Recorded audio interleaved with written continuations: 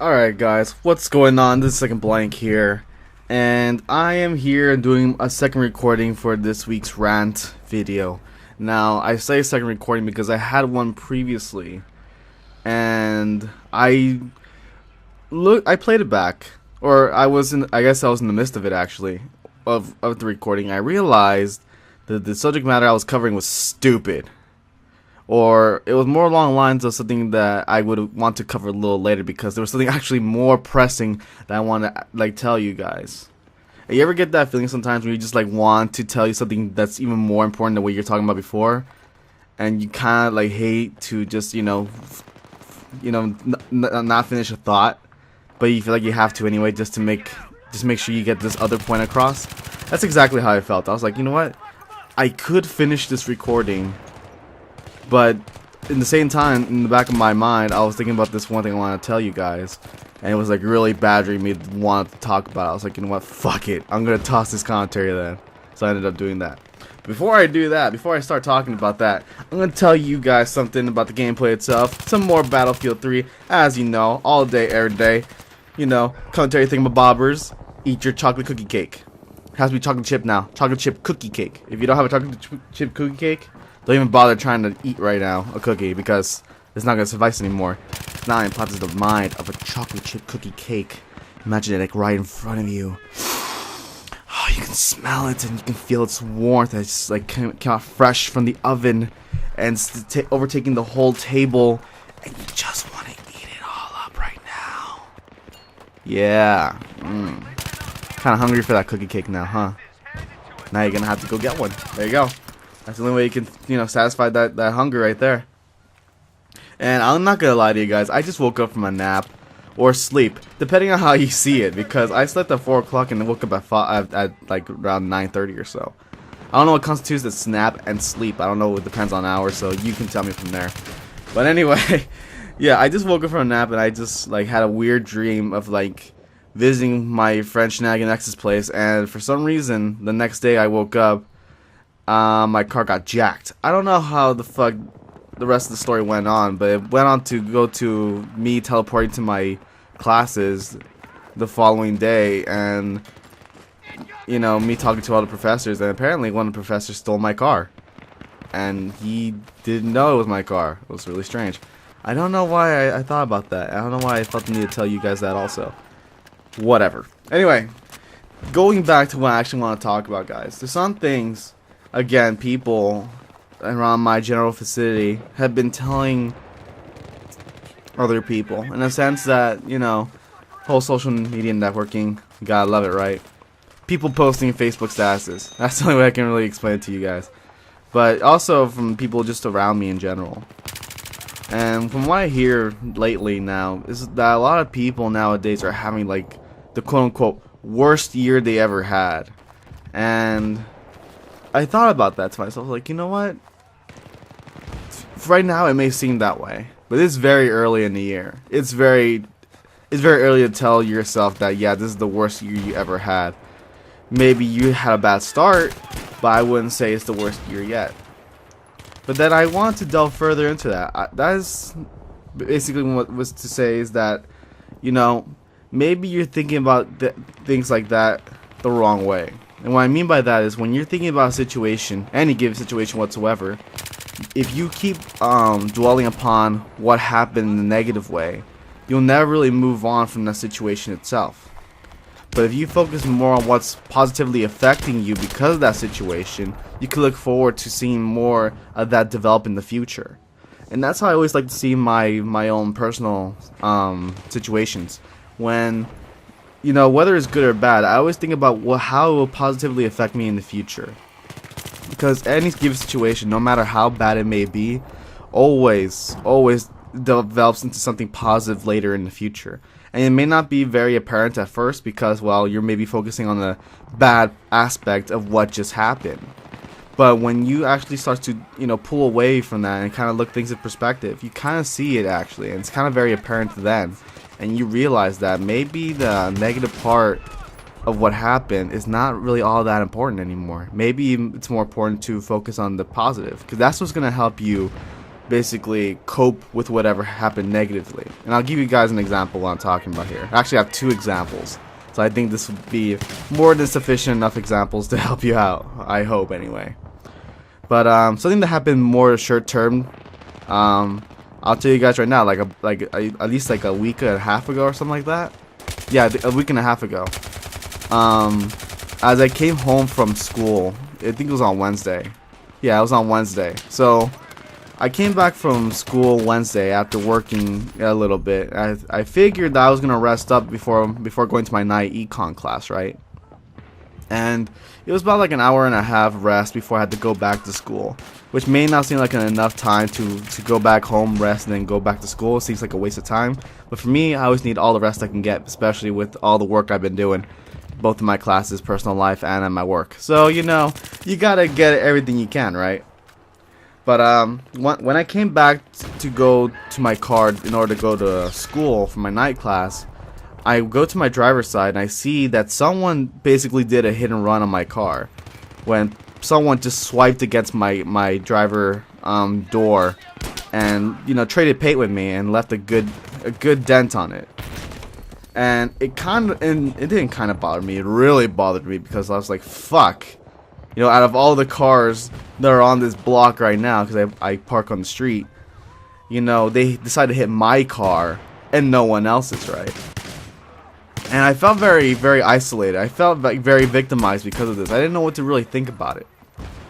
And, I called my mom, of course, because, whenever a given situation like that happens and it's bad and you don't know what the fuck to do, you call mommy, right? So I call my mom and I tell her what happened. And she's like, you know what? Just go and just report it to the insurance. And, from there, it'll take care of itself. Just go do that. Just do it as quickly as possible. Or you can do it later tonight. And then just go to class. I was like, fuck. Alright, I'll do that. Alright, whatever. The problem with that, though, is that like a dumbass, if anyone has ever actually paid for insurance, there is some certain amounts you have to pay monthly, and then this parts we have to put as a down payment in order to fix anything if anything were to happen to you, right? In the example, if you pay something really high, a really high payment per month, but in order to, if anything gets broken, you want things fixed, you can just put a low down payment. That's basically what happens there. So for me to lower my payments every month or so, I have to have a high down payment, a high deductible, in order to have my payments very low. Of course, assuming that nothing ever bad happens to you, right? In this example, I have a really high ass deductible, because of which I have to pay in order to get my car fixed because it's a hit and run. And that tore me apart so bad because I was like, fuck, man, this is really high ass deductible. I don't know within my budget if I can just let go of all that money, because I have the money capable of paying for that shit. Yeah. But that's going to be a big hole in my pocket to burn.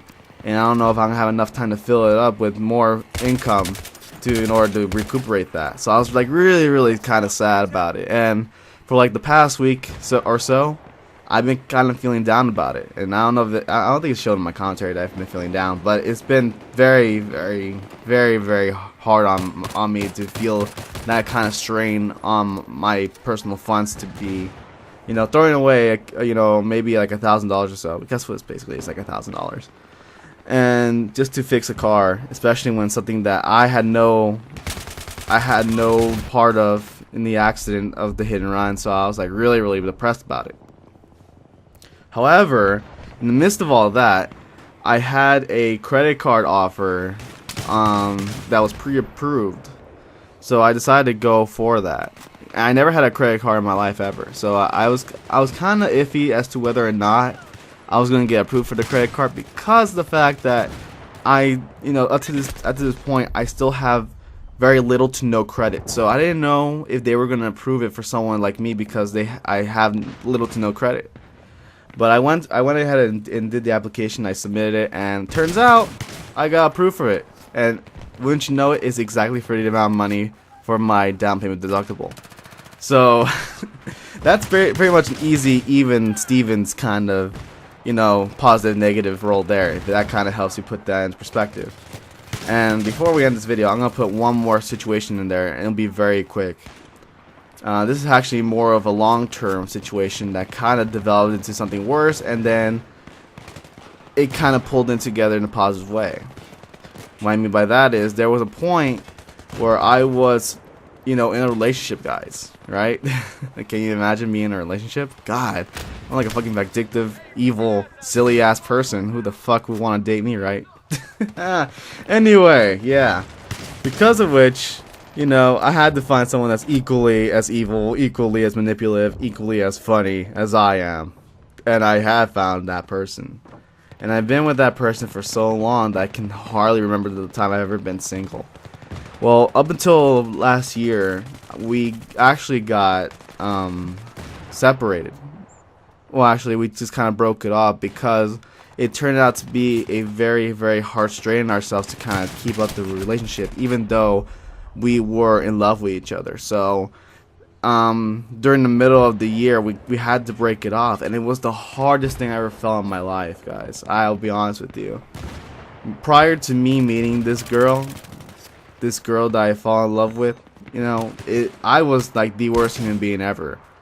Given the past I have that you guys have yet to have known, guys, but I will tell you guys one day. I had a given past where a lot of stuff happened in order to make me the worst kind of human being possible. And because of that, it kind of made me harder to picture myself as a good person overall. But this girl now, or this girl that I was in a relationship with, really pulled me into perspective and really realized that I am a good person underneath all the bad stuff that's happened. And to find a person that actually fits you, and to know that you deeply care about and you're deeply in love with, and realize that that is the only person that you can ever truly love, it really hurts to really let go. And for me at that point, it hurt me so bad to let her go. It really did, because I may be exaggerating this, but I know for you guys, you may think I'm exaggerating this, but for me, for a fact, I know this to be true. I would never think I would fall in love ever again. It's not as hard as I did for her. And, there would be nights where I cried, nights where I just feel depressed. Of course, not to the point of suicidal or just kind of like, emo-ness, because that's not the kind of person I am, guys. You know me well enough to know that I'm not that kind of guy. But it did really bring me down. It really did. And it really showed in my performance in school, at work, kind of my social behaviors, and it actually turned out to make me to be a worse kind of person than I was before her. So I didn't know what to really expect for me to happen in the future. Well, it turned out till just recently, actually within this past months, and then later into these weeks, I managed to get into contact with her. And we got to really talking, and we realized that once we were separated from each other, there was a point where we realized that we made a big mistake into letting each other go. And there was really a point in the conversation when we realized that we are exactly a perfect fit for each other. There is no reason why we should let that go, no matter what happens. There may be a point where we can't be physically there at some given points, but it doesn't mean that it has to end that way. And, regardless of whether or not we can be there for each other, the fact that if you love each other, if that's strong enough for you guys, that could withstand anything. And for me, I know my love for her will never end. Whether or not I was going to be her best friend or her, boyfriend or her fiance or her husband or whatever this situation turns out to develop into, I'm going to be there for her no matter what, and that's just the way it is. So after that conversation, we actually got back with each other, and from there, I start to see that there was better attitudes at work. My performance at school got so much better, and overall, I'm starting to see the light of things again, like I used to do. And I just I'm not crying. I'm gonna be a man right now. But just to wrap it up, people, I start to realize that Things like that really put things into perspective, where you have a positive role in your life and you start to see into the future as to what it can hold for you. Now, it made that in that example, it may seem like you're kind of dwelling onto the negativity in order to make it positive, but sometimes that's what has to happen in order to change something from bad to good, and then something from old bad to new good. So it all depends on the situation itself. But overall, guys, you got to remember, in order to survive within this crazy world we live in, you always got to have a positive attitude in order to step it up and see if you can make it any better, you know? And only with that positive attitude, guys, you have the power. You have the power to make it good. It all depends on you taking the initiative, to take the determination, wrap it all up into one, and take that first step, guys. To me, that would be the life advice I would give you. Alright? And hopefully you guys will take that advice. Anyway, guys, I'm going to cut it out here pretty soon because I have a certain date with someone on Skype. And she just logged in, and I'm so happy. Oh, so happy. But anyway, guys, I'm going to catch you guys later. Enjoy your day / evening whenever you are watching this. This is SecondBlank saying peace out. Later, Gators.